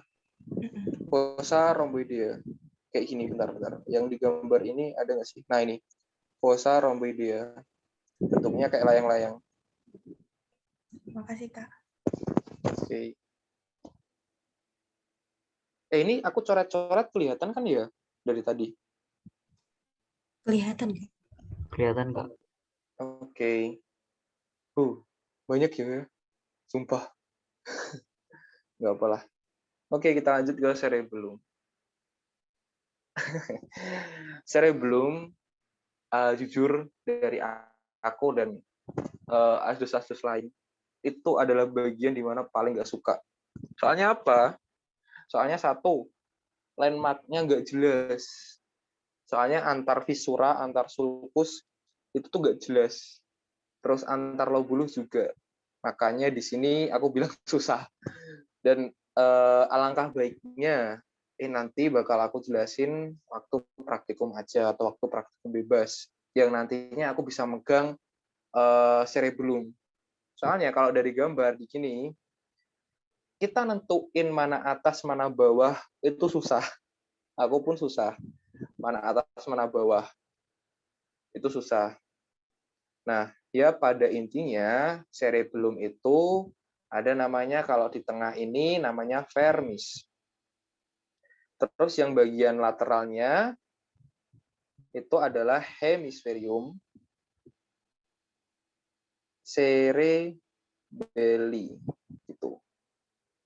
Nah, buat lobusnya, buat pembagian vermisnya, ada culmen, declivolium. Itu nanti kita akan bahas kalau misal praktikum aja. Soalnya kalau aku misal bahas sekarang, itu pun nanti jatuhnya kita hanya menghafal aja, nggak tahu landmark-nya mana. Itu aku pun juga susah juga kalau nentuin. Itu buat cerebellum ya. Jadi aku belum bisa nerangin lebih banyak untuk cerebellum. Tapi ini aku kasih gambar ya buat kalian tahu aja, oh ini toh cerebellum. Gitu. Baiknya jangan dilupain. Sistem saraf pusat. Salah satunya adalah medula spinalis juga. Bukan hanya yang ada di kepala, tapi juga yang ada di vertebra. Itu masuk ke sistem saraf pusat. Gitu. Nah, ini ada medula spinalis. Medula spinalis, seumur umur, aku lihat preparat di Undip, itu medula spinalisnya kecil. Jujur kayak koin, kayak apa ya, kayak jempol lah. Jadi kecil banget. Jadi buat nentuin yang spesifik kayak funiculus lateralis, itu tuh susah. Cuman nggak ada salahnya kita menghafalkan buat struktur-struktur dari medula spinalis. Nah, jadi medula spinalis itu berbeda dengan otak. Kenapa? Yang pertama, substansia grisea sama substansia albanya itu kebalikan dengan yang ada di otak. Kenapa? Kalau di otak itu substansia griseanya itu di korteksnya, di bagian tepi-tepinya. Sedangkan yang substansia grisea di dalam. Tapi kalau medula spinalis, substansia griseanya itu dibalik, jadi di dalam. Nah, sedangkan substansia griseanya itu di luar. Oke. Oke, kita lanjut. Mulai dari yang substansia grisianya terlebih dahulu, atau substansia yang berwarna gelap. Nah, ini tuh ada kolumna posterior, terus ada kolumna anterior. Bedanya apa? Kalau kolumna posterior itu untuk menerima sensorik. Kalau kolumna anterior itu untuk mengirimkan motorik. Makanya kenapa kalau misal di sini ada keluar saraf posterior atau dorsalis itu menerima sensor. Kalau yang keluar ke depan itu untuk motor. Nah, terus apa lagi ya? Di sini ada namanya canalis centralis. Nah, jangan lupa. Jadi kalau misal di dalam medula spinalis itu juga ada cairan cerebrospinal fluid atau CSF atau LCS. Makanya namanya kenapa kok LCS? Kenapa nggak cuma LC aja? Soalnya ada spinalis juga. Gitu. Nah, dialirkan kemana? Dialirkan melalui canalis centralis. Itu. Nah, terus kalau substansia griseanya, kalau substansia grisea itu yang penting paling fasciculus gracilis, fasciculus cuneatus.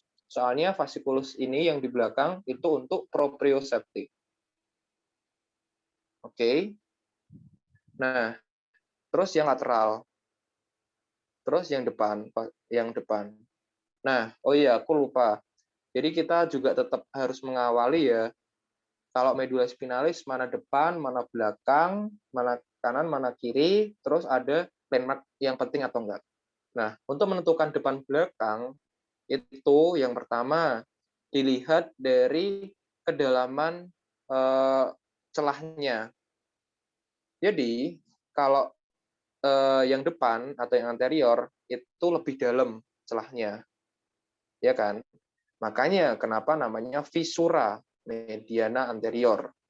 Kalau yang belakang itu lebih nggak dalam lah. Makanya namanya sulcus mediana posterior, maaf. Itu yang pertama untuk menentukan anterior dan posterior. Yang kedua, itu adalah dari substansia griseanya. Substansia grisea di sini udah kelihatan ya, jadi yang gede itu yang depan, yang kecil, yang tipis itu yang belakang. Tuh. Cukup dua aja untuk menentukan mana depan, mana belakang dari medula spinalis. Gitu. Oke. Nah, selanjutnya itu dari potongan ini ya, potongan. Kalau misal kita utuh, jujur, aku dulu waktu IDEN itu ternyata dikeluarin dari medula spinalis yang bentuknya kayak ini, yang kotakin merah. Itu keluar waktu IDEN. Padahal waktu praktikum nggak ada. Memang parah. Nah, yang perlu diperhatikan, jadi kalau di dalam embriologi medula spinalis, pada masa pertumbuhan anak, itu ada namanya ascensus medulorum. Di mana ascensus medulorum ini adalah proses terjadinya pengangkatan dari medula spinalis. Jadi medula spinalis kalau kalian tahu kan mulai dari sakral ya, dari lumbal. Nah, tapi kenapa medula spinalis ini berakhir pada L3, L2 atau L3 lah, L2 atau L3. Nah, berakhirnya itu menjadi konus medularis. Jadi ada kayak apa ya, kayak segi kayak bentuk inilah. Nah, ini adalah konus medularis di sini. Nah, buat yang bawah-bawahnya itu ada namanya cauda equina. Cauda equina. Nah, pentingnya apa di dalam klinis? Ya, aku samping klinis ya, soalnya ya biar teman-teman juga tahu. Nah, ke klinis itu pentingnya adalah lumbal fungsi. Jadi lumbal fungsi kalau pada orang dewasa itu dilakukan di atas L2 atau L3. Lebih amannya ya L1. L2 L3. Lebih amannya semakin ke bawah lebih aman. Soalnya kenapa? Soalnya konus medularis ini itu biasanya berakhir pada L1 atau L2. Makanya kalau misal dilakukan penusukan pada lumbal fungsi, biar nggak terkena konus medularis. Tapi pada cauda equina.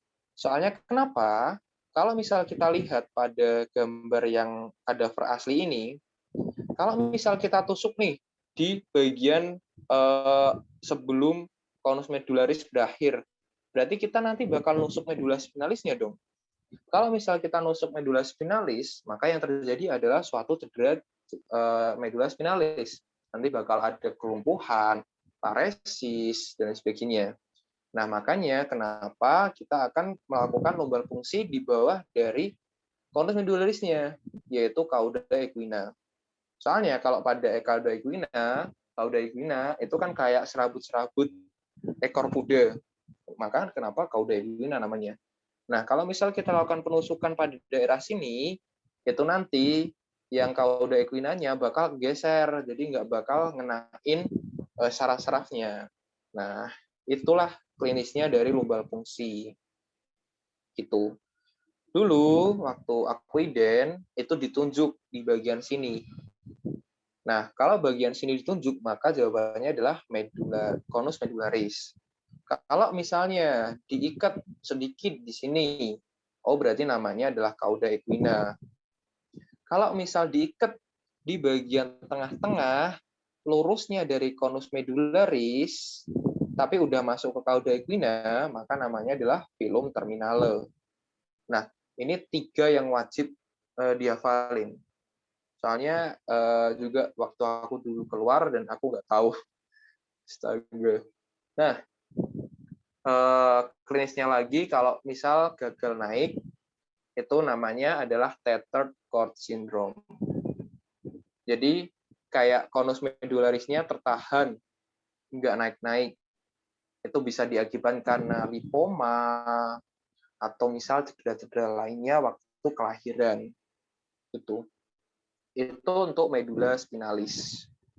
Oke, sebelum kita masuk ke vaskularisasi, tinggal dikit. Ada yang ditanyakan terlebih dahulu?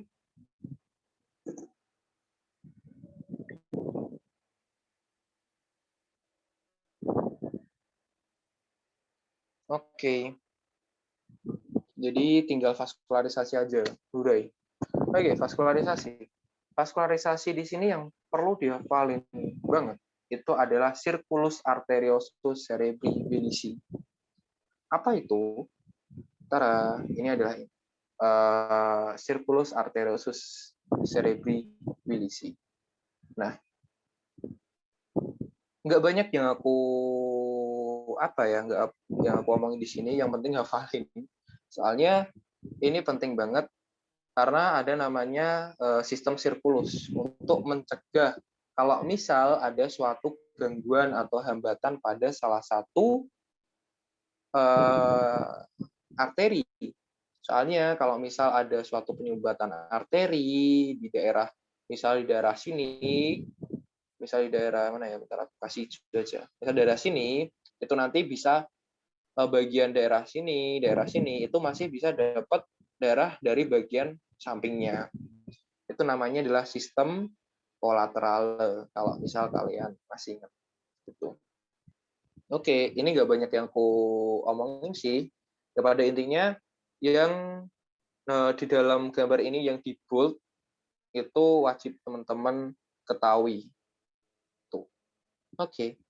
Karena kita nggak afdol untuk melihat skema kayak gini, langsunglah kita masuk ke dalam preparatnya. Preparatnya pada nanti waktu di praktikum itu gambarannya persis kayak gini. Otaknya masih ada, terus nervus-nervusnya juga masih ada, terus ada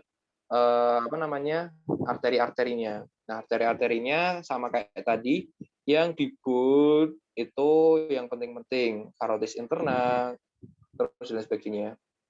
Nah, tahu nama dan landmarknya. Itu. Nah, sebelum masuk ke yang slide selanjutnya, aku lupa. Jadi, yang memasok darah dalam otak itu ada dua sumber. Yang pertama adalah sumber dari karotis interna, dan yang kedua sumbernya dari arteri vertebralis. Itu.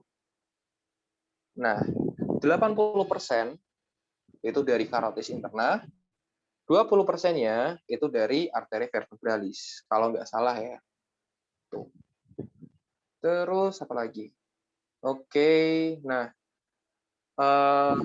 jadi dalam vaskularisasi yang perlu diperhatikan juga adalah sebenarnya vaskularisasi itu bakal mendarahi bagian otak mana sih?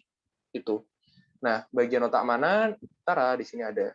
Nah, yang diwarnai ungu itu ada disuplai oleh arteri cerebri anterior, yaitu pada bagian facies medialis cerebri.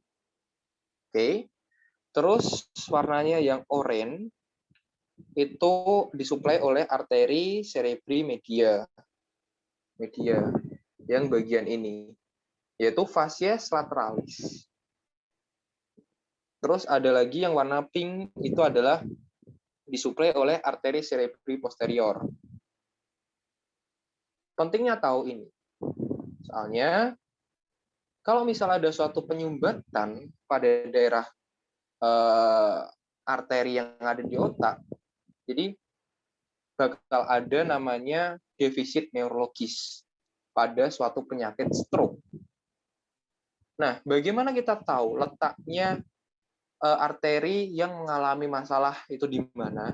Itu dengan adanya defisit neurologis yang kelihatan dari pasien. Misalnya kayak ini.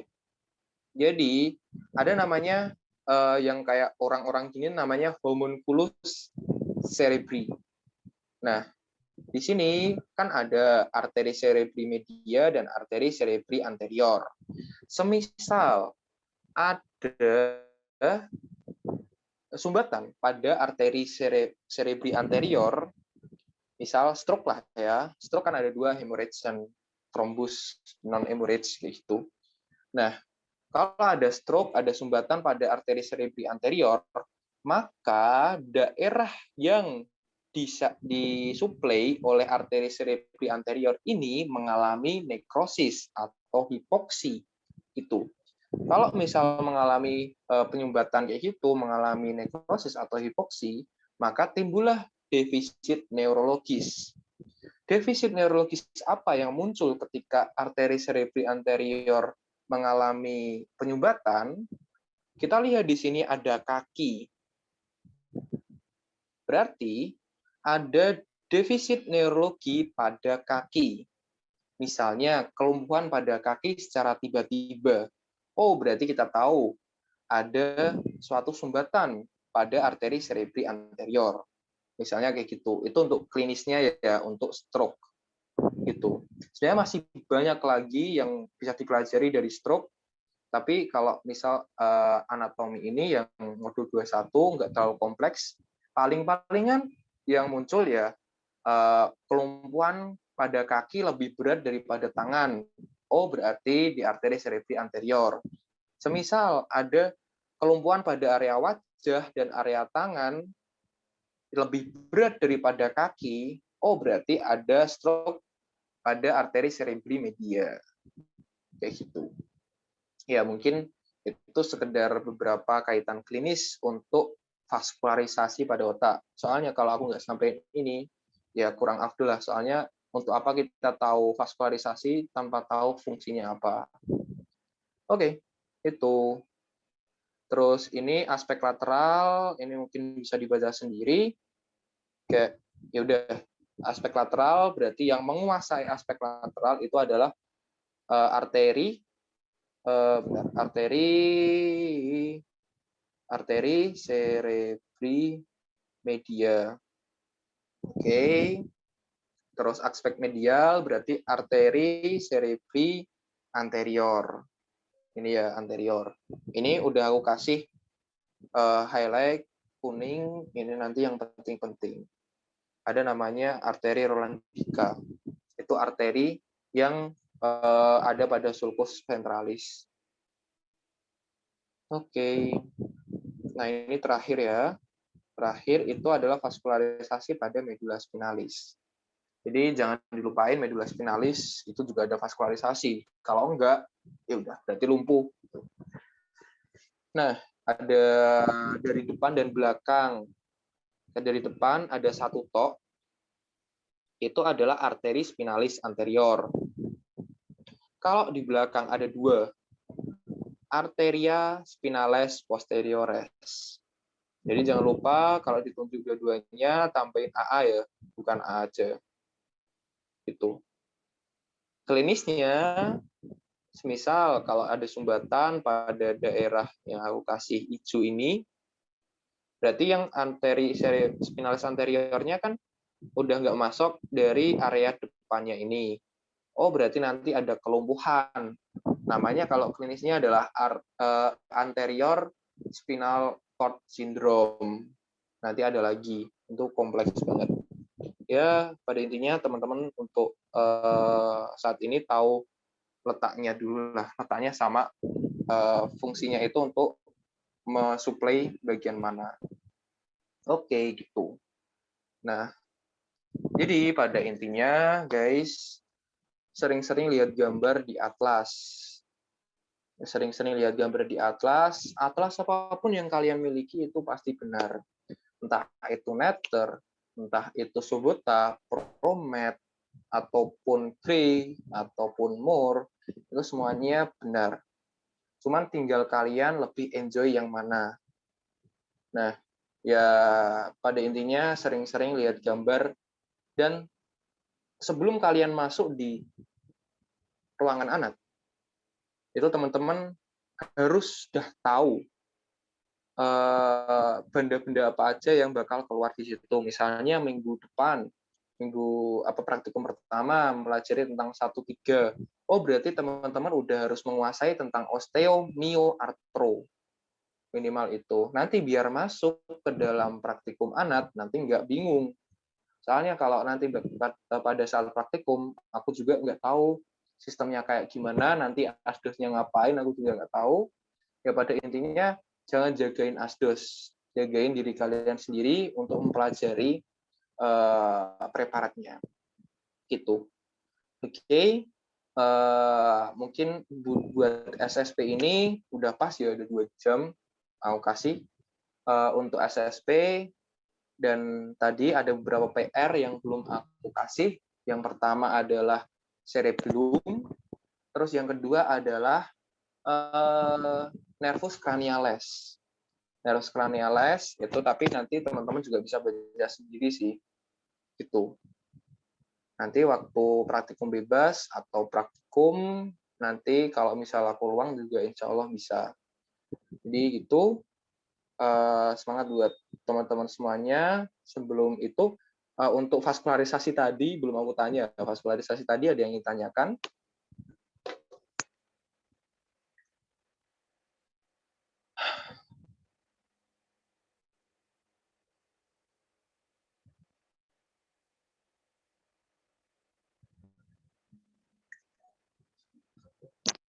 Oke. Ya, semoga kalau nggak ada berarti semoga apa yang aku sampaikan tadi bisa membantu ya, sekiranya minimal bisa membantu teman-teman bagaimana cara mempelajari diktat yang benar, terus tahu cara kalau kalian dihadapi suatu preparat, ya kalian jangan langsung nembak, oh ini gyrus presentralis, oh ini gyrus ini. Tapi kalian harus tahu dulu ini kanan atau kiri, ini atas atau bawah, depan belakang, ada landmark-nya apa aja. Itu soalnya yang diharapkan jawaban yang kalian tulis pada lembar iden itu selengkap-lengkapnya. Jadi misal kayak lobus frontalis, ya jangan ditulis lobus frontalis aja, tapi kalian tulis lobus frontalis dextra or sinistra, kayak gitu. Nah, pada intinya itu, ya semoga ada praktikum bebas ya teman-teman. Jadi nanti nggak cuman ngadepin kadaver yang udah ada jawabannya aja, tapi kalian juga bisa mengutak-utak, mengulik-ngulik lah dari preparat yang dimiliki oleh Undip. Itu dari aku gitu. Terima kasih udah mantengin selama 2 jam yang betah. Itu oke, dari aku udah, semoga bermanfaat ya. Sampai jumpa di praktikum anatomi nanti. Oke. Itu aku kembalikan ke Akmel mungkin.